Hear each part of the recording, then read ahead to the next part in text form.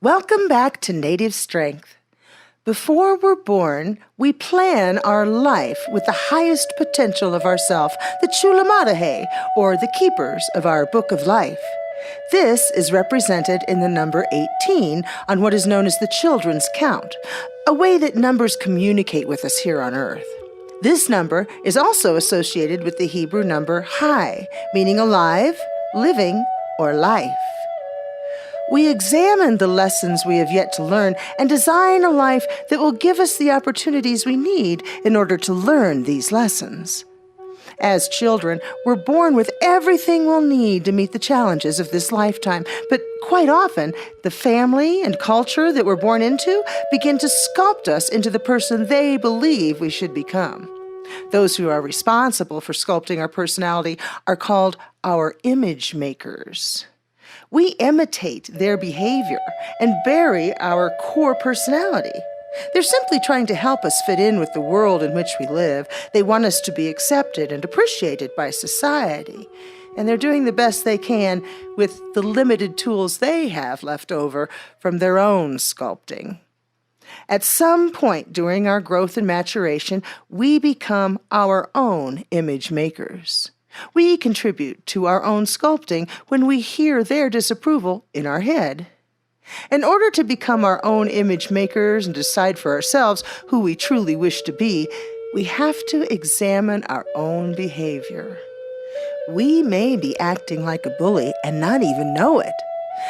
This may be the only tool left in our box to get our needs met because all of the others have been deemed unacceptable by our image makers. People with limited resources become desperate. Most bullies are just desperate people. We've all felt the effect of bullies in our lives. If you've ever been intimidated, victimized, or emotionally abused, you've been bullied. While we can feel the effects of bullies who are far away, either economically or in politics, for example, most of our bullies are close personal friends, family members, or coworkers. Most of us don't think of someone we care for or even love as being a bully. We tend to think of the guy on the highway with road rage, the woman forcing her opinions on others, or that kid we knew from grade school. Because we love, or at least care, for our friends and family members who sometimes bully us, we find ourselves making excuses for their behavior, and so we allow them to bully us. Most bullies have no idea they're bullying other people. They're not trying to hurt us or be mean. It's not their intention to be abusive and annoying. They're simply trying to get their way. It's human nature to try to get what we want. Being put in a position of power over another automatically puts one in the position to be a potential bully. To fully understand bullies, though, we have to find a starting point where we can identify with them. When people in authority or positions of power are immature and emotionally bankrupt, bullying is inevitable. These people gain experience in their bullying when they're not stopped. The longer a bully can successfully intimidate and victimize others, the more skillful he'll become. It's human nature to remember when we found a successful way of reaching our goal and to use it again. Practice makes perfect. And those who've gone years, decades, or even a lifetime without opposition may have learned how to make their victims feel sorry for them. Most of us are familiar with the bullies that control situations through intimidation and fear, but the skillful bully is more subtle than that.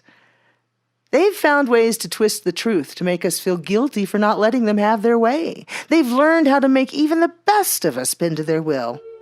If you've encountered a bully, you've been given an opportunity to advance your path in unique ways. To quote an old traditional prayer, "Great Spirit, grant me the power to defeat my greatest enemy, myself." Bullies will provide insight into how you bully yourself and others.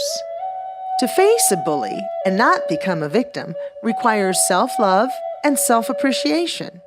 You have to value your own happiness and approval over that of the bully.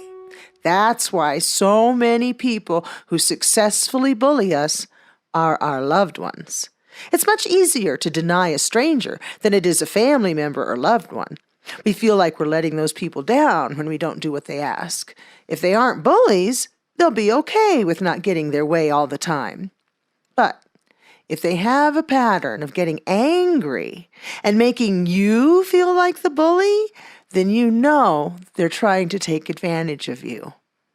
There are several different types of bullies, and we'll examine and learn how to address each one in detail later. But in order to not be negatively affected by them, you've got to address your own internal bully first. Once we've silenced this voice, we'll no longer be at the mercy of our external bullies. Remember the story about the two wolves? The mean wolf is our own internal bully, and the way to silence him is to listen to the good wolf and your internal personas that I introduced you to in the flowering tree. It's important to remember that the word bully may be unnecessarily strong. In some instances, it's very fitting, and there are even times when tyrant is more apropos. But many of these people are simply trying to get their needs met with limited tools and abilities. Some are more of a nuisance than a true bully. This is about how to maintain focus on your own motives and not be thrown off course by others. When we think of bullies, people naturally come to mind, but there are other types of bullies too. In the South, we have our environmental bullies. Environmental bullies are in the South because they're like children. They can be persistently annoying and bring up lots of emotions. Mother Nature is an obvious example. Tornadoes, hurricanes, floods, wildfires, and other natural disasters directly impact us. But there are other ways the weather can dominate us too. When the snow falls and schools are delayed, or we get stuck in traffic, we feel bullied by our environment. In the West, we have time and space bullies. Sometimes we feel as though we simply don't have enough time to get everything done. Or, on the other hand, we could find ourselves in a holding pattern, waiting for things to happen over which we have no control. A work environment that's distracting or too crowded is a form of abuse. Deadlines, overextended schedules, and late flights with on-time connections are some more examples of time-space bullies. Since the West stands for the physical world, it's natural that time and space bullies would be in this direction. Situational bullies sit in the North. Any institution or organization that has influence or control over your life has the potential to be a situational bully. If you've ever had an error on a bill or an important legal or medical record that needed to be corrected, you've dealt with a situational bully. Other examples include a car that won't start and an auto club that is understaffed and overworked.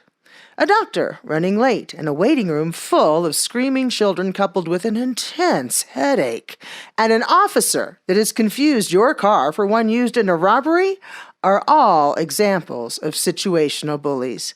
They sit in the North because wisdom tells you that these events are not trying to do you harm on purpose, but still, these errors by others have affected you negatively. The two-legged bullies sit in the East. Most bullies do so unconsciously. They don't consider themselves to be bullies.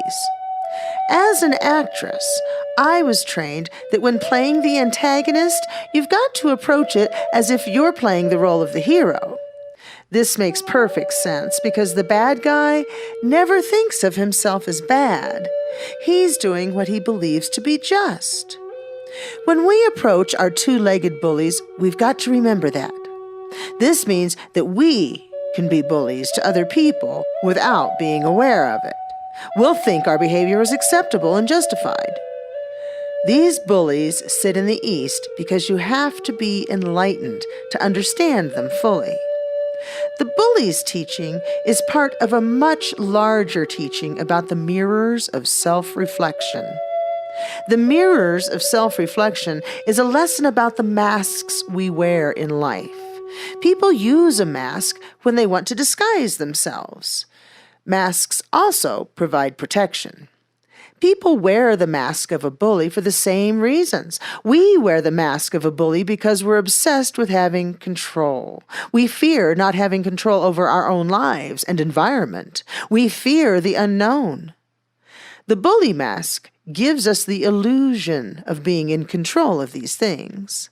We think we're protecting ourselves or our loved ones when we wear the mask of a bully. Recognizing it on another's face is easy. Recognizing it on our own face takes practice. Like almost everything of importance on the native strength path, there's a wheel to explain the two-legged bullies. The petty, nuisance, bothersome bully sits in the south. They're like the fly that keeps buzzing around your head until you give it your undivided attention. There's a sly, devious, cunning bully in the southwest that will use any backhanded means necessary to get his way. Brutal and vicious people sit in the west, and they use physical means to force their will on others. The bullies who make you feel guilty and use sadness to get their way sit in the northwest. The bully of the north puts other people down with their words and attacks their beliefs. When someone hurts your feelings and keeps doing it to gain control over you, you have run into a northeast bully. They can provoke you into a fit of rage and not understand why you're angry. The ruling bully sits in the east. This is like a head of state that uses the military to impose their will. In Native American culture, one way for a person to gain the upper hand over his opponent was to count coup on him. This didn't involve fighting of any kind, but used a long stick. Now, you may have seen these at powwows or in westerns. The stick is about 8 or 9 feet long, curved over at the top to form a U shape and covered with feathers. The person would simply touch his foe with the coup stick, often while he was sleeping. This was a symbol of how one could have done him harm if he wished, but chose not to. It's designed to humiliate the victim. When this didn't put the person in his place, the next step was to cut a small piece of their hair while they were sleeping or otherwise unaware.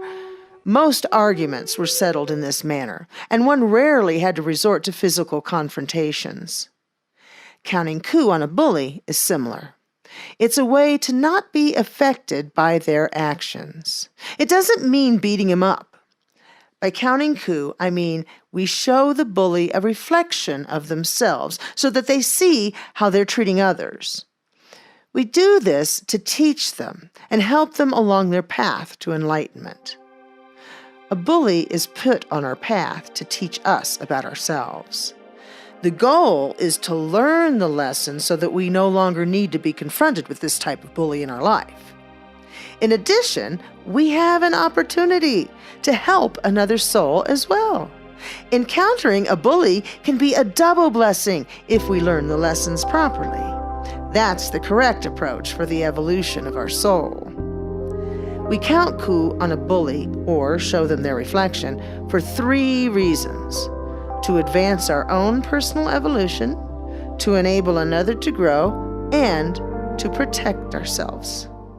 Counting coup often involves using what Carlos Castaneda called controlled folly. The fool is symbolized by 0. This is represented by the first tarot card in the major arcana. It's often depicted as a jester or clown. The clown kachina is a trickster, like the traditional trickster coyote. These beings trick us into learning. They use deception to teach us and advance our personal growth. Often in life, we have no interest in learning a new way of doing things. We think our methods are working just fine and see no reason to change. A trickster may be sent to us by the universe to throw us off balance. We may find them annoying and foolish at first, but eventually we see their wisdom and we learn from them, despite ourselves. We can become the trickster coyote to the bully. We can wear masks ourselves that hide our true feelings and intent in order to teach the bully the error of his ways. This is controlled folly. One of the most common uses of controlled folly can be seen in the sick or depressed coworker who replies, "I'm fine," when people ask how they are doing. There can be great value in controlled folly. We can fool ourselves into all kinds of positive behavior. This is one way to program the mind. For example, we may not be feeling up to par and want nothing more than to hibernate in bed for the day. If we tell ourselves it's a beautiful day outside and that we're missing it, we may have coerced ourselves into moving forward and getting out of bed. If we go outside and see the sun shining, we may tell ourselves we should go for a walk. We've tricked ourselves into getting out of bed and walking in the sun. The sunshine and fresh air have positive effects on our body and psyche that have been scientifically proven. As we walk, we actually begin to feel better. We get inspired about the many ways we could use the day productively, and we're on our way now to making the best of it, instead of wasting it away in bed. Our vision is expanded because we're no longer staring at a bedroom wall that's just a few feet from our face. We're looking across the street, up at the trees, and at the clouds in the sky. This broader physical vision has an effect on our mind, and we begin to see the bigger picture in other areas of our life. We're engaging in controlled folly when we tell ourselves that today will be better when we prepare to go to a job that we know will be another energy-draining day spent working with immature people who have no pride in a job well done. This will get us through another day, earn another paycheck, pay another bill, and bring us happiness and satisfaction in the long run. There's great value in this minor self-deception. We still prepare for the life we wish to lead and make contributions towards this goal with our time and energy, but we're able to make it through difficult times with the help of controlled folly. Okay, let's meet the bullies. Of course, you already know them. We're just going to define them and put them on the wheel of life so they'll be easier to overcome. When a bully tries one method to get his way and it's met with failure, he rarely gives up. He simply turns to another direction. Many bullies use the methods of several directions to get their way. Many of these types of people appear in several directions. For example, there are criminals in the south of the southwest wheel, on the entire west wheel, and in the east of the northwest wheel, and so on. This is because there are many different types of crimes, and lawbreakers use many different methods. These distinctions are very subtle, but the ways we use to overcome these bullies and their motives are different, and that's why they appear where they do. The petty, bothersome bully sits in the south. When we think of this bully, small children often come to mind. But there are adults that act this way too. They seem to be unaware of how frustrating their behavior can be. They've got terrible timing, or is it perfect timing, for getting what they want. They approach you when you're preoccupied with important issues, and they're relentless in their appeal. They act as if the world revolves around them, and this is why we can easily relate this behavior to that of a young child. When a 2-year-old does it, we understand that they're not capable of comprehending the results of their actions. When an adult does it, it's quite a different story.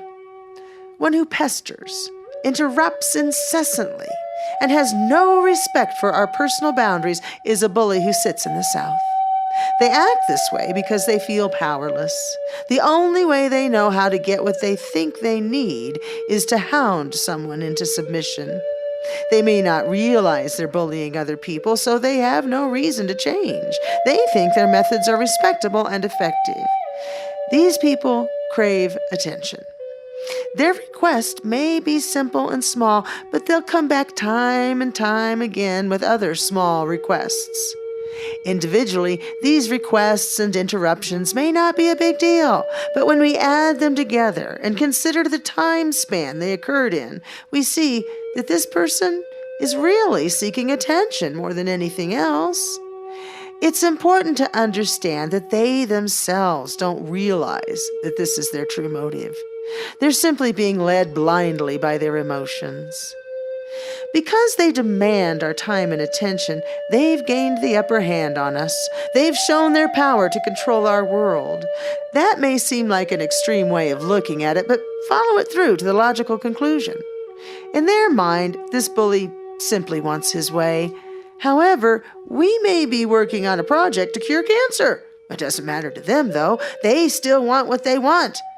Now, in reality, our work is probably not as imperative as curing cancer, but that's really not the point. We ignore them at first, hoping they'll see that we're busy, and respectfully move along. When they don't, we know they want our undivided attention. It's a common reaction to let our frustration and anger show. When we do this, though, we've given away our power. We've allowed them to throw us off balance. If we're dealing with an actual child, we may choose to stop what we're doing and give them attention. When it's an adult, and we've done this repeatedly in the past, we reach a point where we feel we have to put our foot down. There's certainly nothing wrong or regretful about giving time and attention to someone who's in need, but it's not fair to allow them to derail our plans for our own soul's evolution. When we see that someone has made a pattern of this kind of behavior, we've got to address the situation.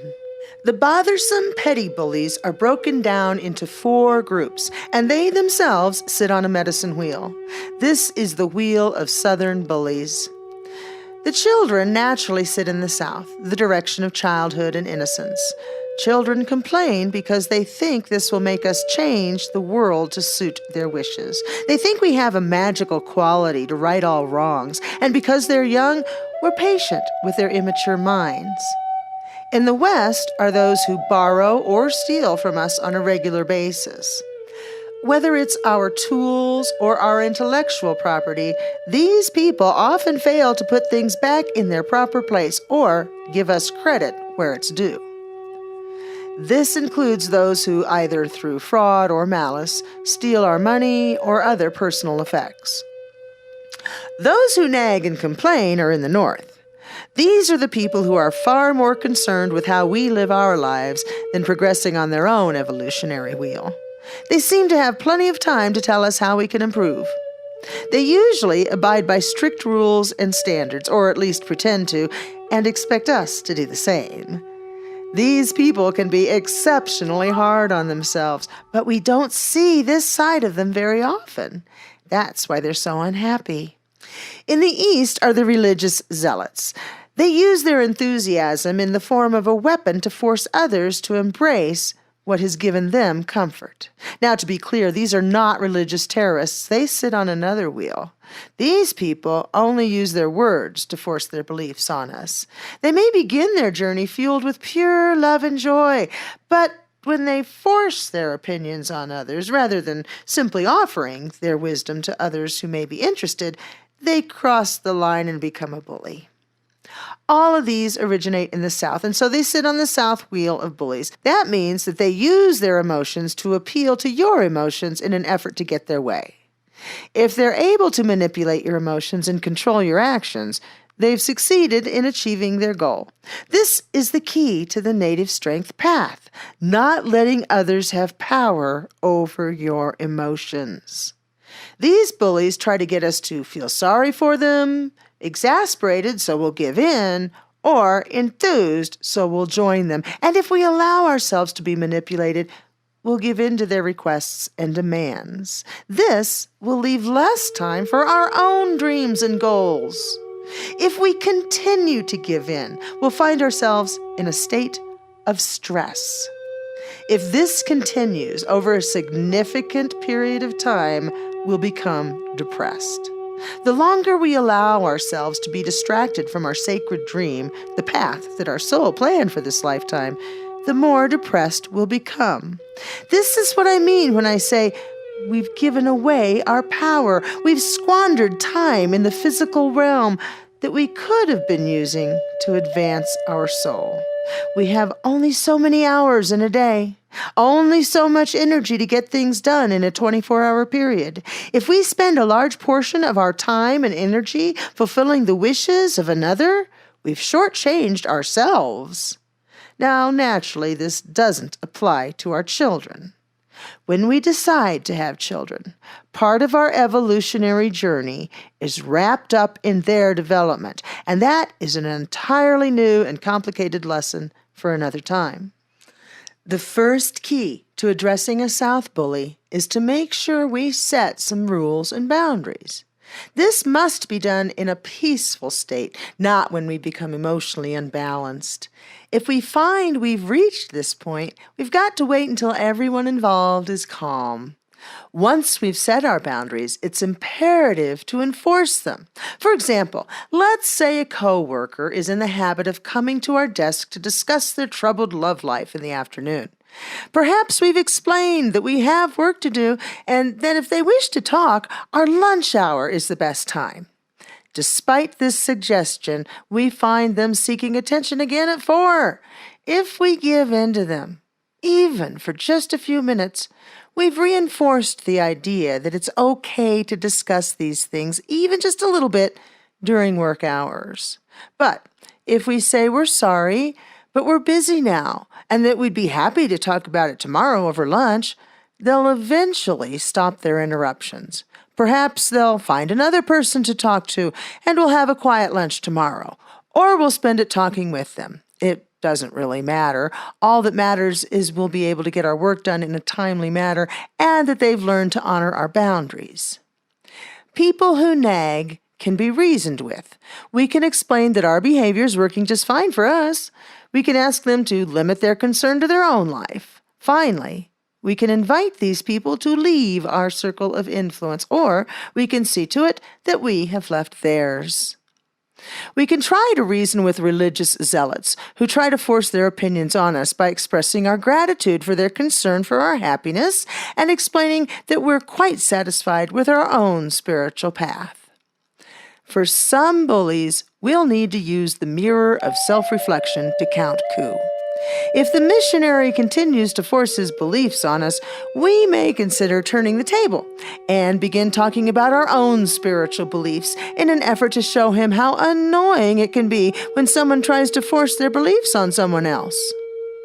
We may find the only way to stop the bully who complains all the time is to complain right back until they get tired of hearing it.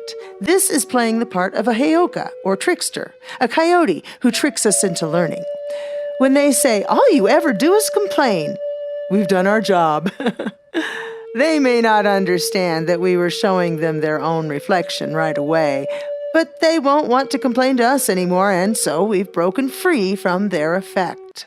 Sometimes we've got to be content with our own self-preservation and let go of the need to help others understand completely. Perhaps it'll be clearer to them over time. These behaviors may be completely against our nature, but by using controlled folly, we're able to reflect bullying behavior back to its rightful owner. We've been the trickster coyote, tricking the bully into seeing what their behavior looks like. They won't like what they see. They'll probably not understand what you've done for a long time, if ever, unless they're wise and willing to look at their own behavior. I hope this helps you with some of the minor annoying bullies in your world. Until next time, this is Hypatia Lee, and you've been watching Native Strength.